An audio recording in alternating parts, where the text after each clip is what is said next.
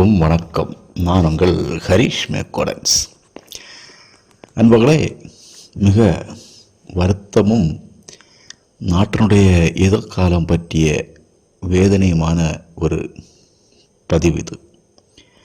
ஆம், சில நாட்களுக்கு முன்னால் நமது தமிழகத்தினுடைய முதல்வர் ஜோசப் விஜய், இப்போ அவங்க எல்லா போஸ்டர்லையும் ஜோசப் எடுத்துட்டு விஜய் மட்டும் தான் போடுறாங்க. ஸோ நாமளும் விஜய்ன்னு சொல்லுவோம். விஜய் கரூரில் போய் அங்கே அந்த அவருடைய மாநாடுக்கு சென்று செத்துப்போன ஆட்களுடைய உறவினர்களுக்கு அரசு வேலைக்கான ஆணை கொடுத்த ஒரு செய்தியை பார்த்தேன். உண்மையிலே அது சரியா? இப்படி செய்யலாமா? ஏனென்று சொன்னால், முதல் விஷயம், அது விஜய் என்கின்ற ஒரு நடிகனை பார்ப்பதற்காக கூடிய கூட்டம். அவனுடைய கட்சியின் மேலுள்ள ஈடுபாடோ அல்லது வேறு எந்த மண்ணாங்கட்டியுமோ கண்டிப்பாக இருக்காது. விஜய் என்கின்ற நடிகனை பார்ப்பதற்காக வந்து கூடிய முட்டாள்தனமான மக்களுடைய கூட்டம். சினிமா என்பது ஒரு பொழுதுபோக்கு சாதனம். அதை காசு கொடுத்து பார்த்து ரசிப்பதோடு விட்டுவிட வேண்டும் என்பது தெரியாமல் சினிமாவையே வாழ்க்கை போல நினைக்கக்கூடிய அடிமுட்டாள் கூட்டங்களுடைய ஒரு கூட்டம் என்றுதான் நான் சொல்வேன். இதனால் யாராவது தேவையில்லாத கமெண்ட் பின்னோட்டங்கள் கொண்டு வர வேண்டாம். யோசியுங்கள், முழு மனதோடு ஆழமாக யோசியுங்கள், புரியும். ஒரு சினிமா நடிகனை பார்ப்பதற்காக வீட்டில் கணவனுக்கு தெரியாமல், பிள்ளைகளுக்கு தெரியாமல், தாய்க்கு தெரியாமல், தந்தைக்கு தெரியாமல், சகோதரர்களுக்கு தெரியாமல் என்று பல விதமான பொய்களை போலிகளை காட்டிக்கொண்டும் கை குழந்தைகளுடன் எல்லாமாக ஒரு கூட்டம் அங்கே. அந்த நெரிசல் எப்படி ஏற்பட்டது, எதனால் ஏற்பட்டது என்பதெல்லாம் சதியா, பின் அது ஏதாவது இருக்கா, அதெல்லாம் விஷயம் அல்ல. நீ அங்கே போனாய் தேவையில்லாமல் ஒரு நடிகனை பார்ப்பதற்காக. அந்த நடிகன் தன்னுடைய கட்சி அரசியல் பிரவேசத்துக்கான ஒரு வழியாக அந்த நிகழ்ச்சியை பார்த்த நிகழ்ச்சி, அவ்வளவு. அப்போது இப்படிப்பட்ட ஒரு இடத்துக்கு போய் வாங்கி கட்டி கொண்டது சாதாரண பாவி மக்கள். அதில் மாற்று கருத்து கிடையாது. முட்டாள்களாக தமிழகத்தில் காலங்காலமாக சினிமா என்கின்ற மாயைக்கு மயங்கி இருக்கக்கூடிய முட்டாள்களாக இருக்கக்கூடிய அப்பாவி மக்கள். அவர்களுக்கு ஆறுதல் சொல்ல வேண்டியதும் அவர்களுக்கு இழப்பீடு கொடுக்க வேண்டியதும் விஜயினுடைய கடமை.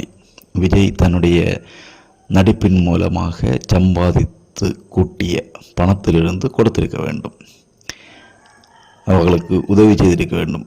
அப்படி செய்திருந்தால் அதோடு முடிந்து போக வேண்டிய விஷயம் அது. அடுத்து தேர்தல் வந்தது. விஜய் வெற்றி பெற்று பெரும்பான்மை, அகதி பெரும்பான்மை இல்லை, பெரும்பான்மை பெற்று ஆட்சி அமைத்து அதிலே குதிரை பேரங்கள் நடப்பது எல்லாம் நமக்கு தெரியும். இப்பொழுது அந்த தமிழ்நாடு அரசு, விஜய் என்பது அன்று கரூரிலே சென்று மக்களை கொன்று குவித்த நடிகன் இல்லை. விஜய் இன்று தமிழ்நாடு அரசு ஒரு உதவி செய்கிறது என்றால் அது ஒரு பெரும் விபத்து, எதிர்பாராத பிரச்சனைகள், இந்த மாதிரி நேரத்தில் பாதிக்கப்பட்டவர்களுக்கு உதவி செய்தால் அது நியாயமானது. யாரும் அதை கண்டிக்கப் போவதில்லை. ஆனால் இங்கே என்ன நடக்கிறது? மக்களுடைய வரிப்பணம். நான் 1 கிலோ அரிசி வாங்கினேன் என்று சொன்னால் அதிலிருந்து அரசுக்கு கொடுக்கக்கூடிய வரிப்பணம், ஒவ்வொரு சாதாரண மக்களுடைய வரிப்பணத்தை எடுத்து ஒரு தற்கொலை தமிழக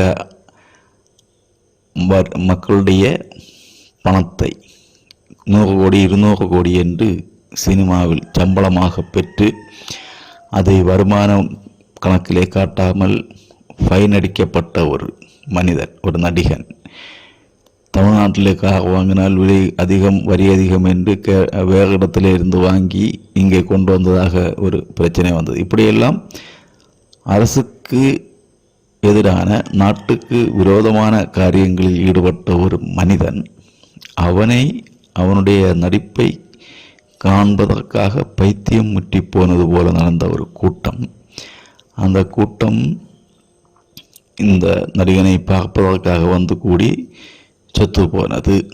அந்த முட்டாள் கூட்டத்துக்கு அரசு பதவி எப்படி கொடுக்க முடியும்? எப்படி கொடுக்கலாம்? நீதிமன்றங்கள் தானாக வந்து இதற்கு தடை போட வேண்டாமா? நீதியரசர்கள் என்ன செய்து கொண்டிருக்கிறார்கள்? இது அவர்கள் தானாக வந்து செய்ய வேண்டிய விஷயம்.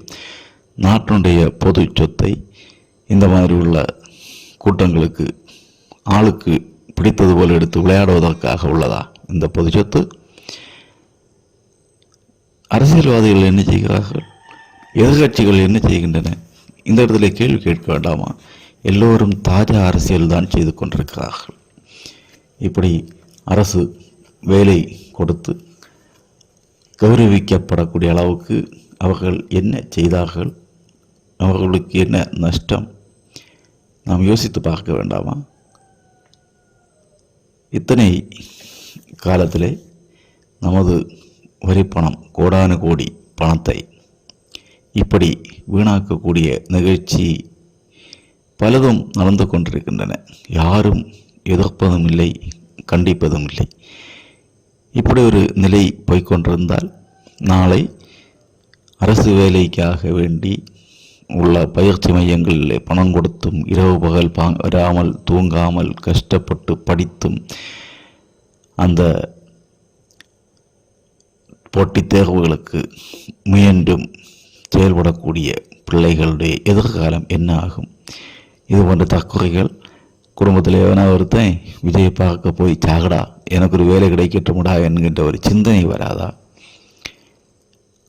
ஆஃப்டர் ஆல் ஒரு நடிகன், அந்த நடிகனை பார்ப்பதற்காக போய் செத்தவர்களுக்கு அவர்களுடைய குடும்பத்துக்கு அரசாங்கத்திலே வேலை கிடைக்கின்றது என்று சொன்னால் தாவேக்கா தொண்டர்களே, இப்படியே போச்சுதுன்னா நாளை உங்கள் ஊரில் அரசியல் கட்சி தாவேக்காவினுடைய மாநாடு நடக்கிறது, விஜய் வருகா என்று தகவல் வந்தால் உங்களுடைய குடும்பத்தினர் எல்லாம் பிரார்த்திப்பார்கள். கடவுளே, இந்த பையன் போனான்னா, இந்த பையன் அங்கேயாவது நெரிசலில் போட்டு செத்தான்னா ஒரு வேலை கிடைக்கும், கொஞ்சம் பணம் கிடைக்குமே அப்படின்னு சொல்லக்கூடிய ஒரு நிலைமை உங்களுக்கு வரும்.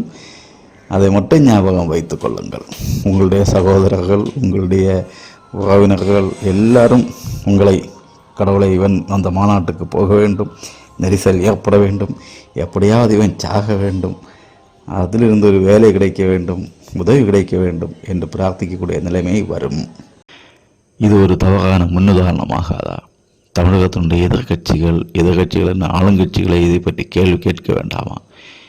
யாருக்கும் பேச்சில்லை, மூச்சில்லை. என்ன நடக்கின்றது தமிழகத்தில்? வாழ்த்துக்கள். வாழ்க வளமுடன். லோகா சமஸ்தா சுகினோ பவந்து.